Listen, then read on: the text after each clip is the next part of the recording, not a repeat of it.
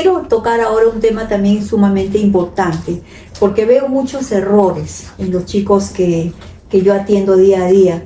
No saben diferenciar entre el estado del arte y los antecedentes.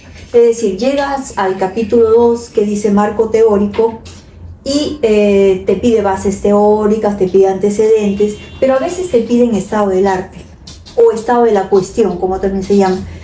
Y acá es un problema bastante grande porque no entienden la diferencia. Claro, muchas veces los profesores tampoco entienden la diferencia, entonces si el profesor no lo entiende, no le transmite bien la idea al alumno y el alumno peor termina sumamente perdido, ¿ya? Entonces, quiero que veamos cuál es la diferencia y sobre todo cuál es la utilidad de esto, ¿ya? A ver, no te olvides que tú tienes acá un capítulo que se llama marco teórico, ¿verdad? Todo el capítulo se llama marco teórico, ¿sí? Todo el capítulo. Dentro de este capítulo hay una parte que se llama antecedentes. En estos antecedentes, ¿qué es lo que se va a poner? Se van a poner los otros estudios, o sea, las otras investigaciones que se han hecho, tanto nacionales como internacionales, ¿verdad? Entonces me vas a poner, por ejemplo, a ver, te pongo un ejemplo, ¿bien? A ver, Tapia en el 2021, supongamos, ¿sí? Y pones el título de la tesis, ¿sí? Y ahora entras al resumen de esa tesis y me vas a poner el objetivo general del estudio, me vas a poner el diseño del estudio, me vas a poner los instrumentos que han utilizado para hacer ese estudio, me vas a poner la muestra, o sea, con quienes han trabajado, ¿sí? Y me vas a poner lo más importante, los resultados. Acá está, los resultados. ¿Ves? Estos 5 ítems, 5 acápites, son los que tienes que poner para los antecedentes, ¿ok? Sea que esto lo escribas de frente en prosa o lo pongas así, bueno, eso es lo de menos, pero me estás entendiendo. Este es el esquema de cómo se hace un antecedente, ¿sí? Entonces, este es 1, tú vas a poner acá, este es 1, luego tendrás el 2, el 3, el 4, el 5. Generalmente son 5 nacionales y 5 internacionales. Digo generalmente porque algunos profesores piden 10, en fin, depende, ¿ya? Obviamente estos estudios no pueden tener más de 5 años de atraso. Tú sabes que eso sí es de cajón, ¿verdad? Pero esa es la forma como se redactan los antecedentes. Terminados los antecedentes, pasas a un subtítulo que se llama bases teóricas. Y dentro de esas bases teóricas aparece el famoso estado del arte. Entonces es acá donde los chicos se ofuscan tremendamente porque no le entienden el sentido. Porque tú me entiendes para qué se han hecho los antecedentes, ¿verdad? Porque yo necesito saber qué se ha estudiado en mis variables. O sea, necesito saber de dónde partir, ¿verdad? No voy a hacer que yo estudie algo que ya se estudió, ¿no? Pero cuando llego acá, uno se rasca la cabeza y dice, ¿y esto qué cosa es? No te olvides, el estado del arte simple y llanamente es comparar. ¿Qué comparo? Autores. Entonces yo comparo. Vamos a suponer que tenga yo un tal Ramos del 2022, porque siempre se pone apellido paterno y entre paréntesis el año, ¿sí? Ya.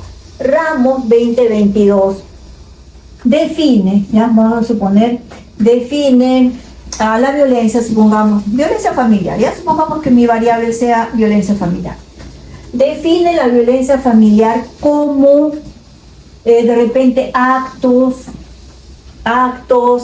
que atentan la autoestima, ya, me estoy inventando, ya no es un concepto obviamente, me estoy inventando. Bien, entonces este es la definición que da Ramos. ¿Bien? Pero resulta que yo entre todos los autores que busco, porque naturalmente para hacer esto yo he tenido que buscar la teoría, ¿verdad? Para hacer los antecedentes yo he buscado las tesis, los artículos, pero para hacer esto yo he tenido que buscar la teoría, ¿no? Los autores, los libros, ¿sí? Entre todo lo que he buscado, de repente encontré también a un tal González, que en el 2023, supongamos, también define, mira, también define a la violencia familiar como algo que atenta a la autoestima. ¿Ves? Como atenta la autoestima.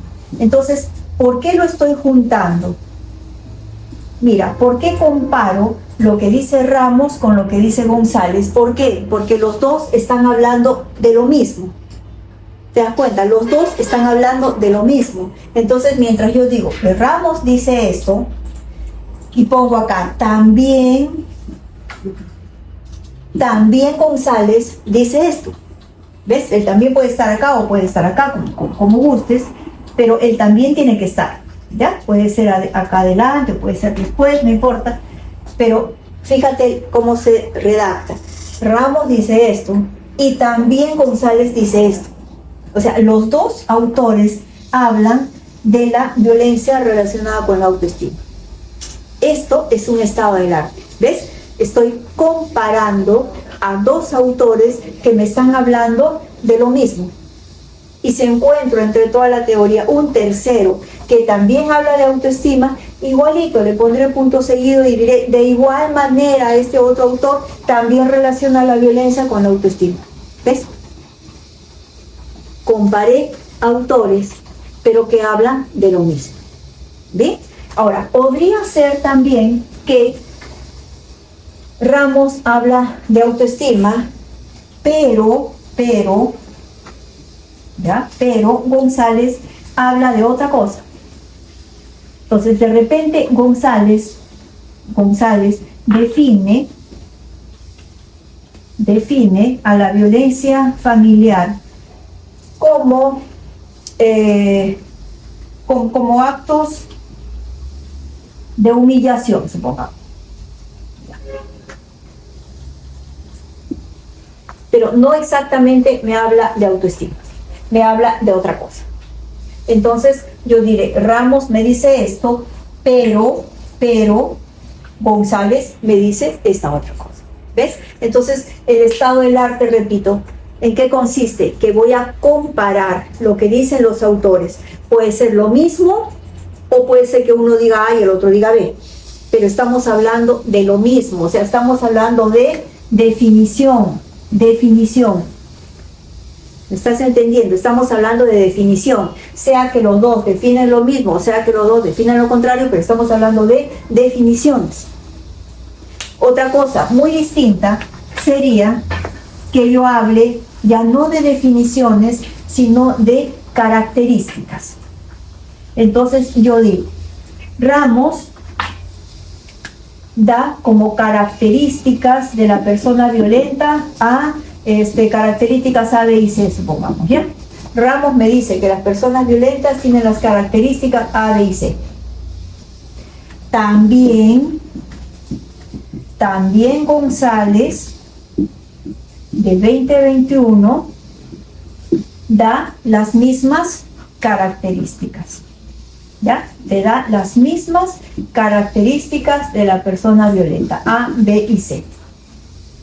¿Por qué los junto? Porque estamos hablando de características. Pero yo no podría juntar a este que define y al otro que da características. ¿Me entiendes? ¿No es cierto? Yo comparo a los autores que están dando lo mismo, o son definiciones, o son características, o son, no sé, datos estadísticos, ¿sí? Pero yo tengo que comparar a dos personas que hablan de lo mismo. Sea que los resultados sean X o Y o Z, pero hablan de lo mismo. Ese es el estado del arte, ¿te das cuenta? Ahora, yo sé que tú me vas a decir, oye, pero este está tremendamente trabajoso. Sí, esto es trabajoso porque necesitas buscar mucha información. Tú sabes todo lo que uno tiene que hacer para encontrar a este Ramos que dijo este y a este González que dijo lo otro. O sea, te has tenido que leer muchos estudios, pero no te olvides que generalmente toda esta teoría están en las tesis. Están en las tesis. Entonces, en estas tesis que has sacado para antecedentes, acá tú puedes entrar al marco teórico, porque esto yo lo he sacado del resumen, ¿no es cierto?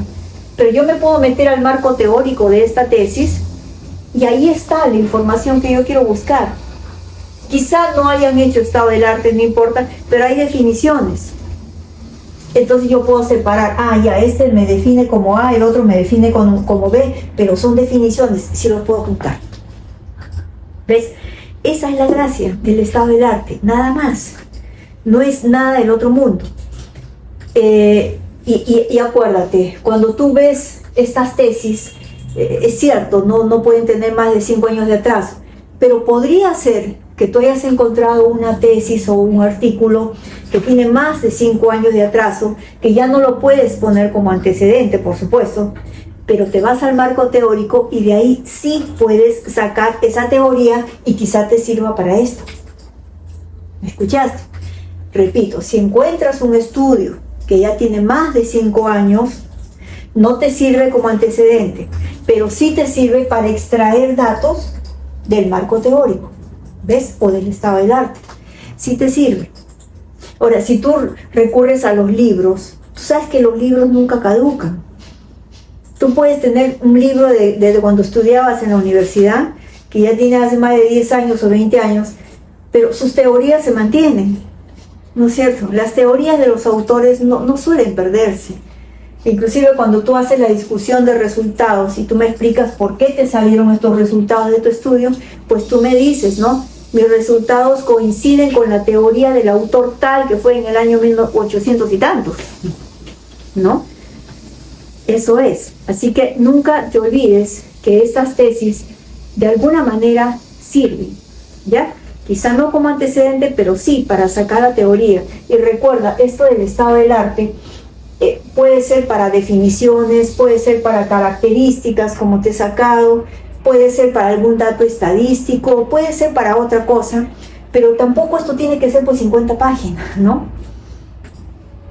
O sea, hay cosas que sí puedes encontrar opiniones de los autores. O sea, definiciones sí, puedes encontrar, puede haber 20 definiciones. Características de repente también. Si fuera una enfermedad, algo de salud, pues los síntomas también. Pero en salud, por ejemplo, los autores no se contradicen. Los autores dicen lo mismo. O sea, si tú vas a hablar de una enfermedad, pues la teoría es la misma. Entonces, pocas veces puedes hacer estado del arte cuando las carreras son de salud. Es decir, cuando los autores no se contradicen. O sea, yo no podría encontrar, el autor tal dice que la diabetes es tal cosa y el otro autor dice que la diabetes es lo contrario. No es. Generalmente se hace estado del arte cuando son carreras de ciencias sociales, ¿no? Cuando tienes muchos autores que opinan al respecto. Por ejemplo, el tema del estrés, tiene más de 100 definiciones.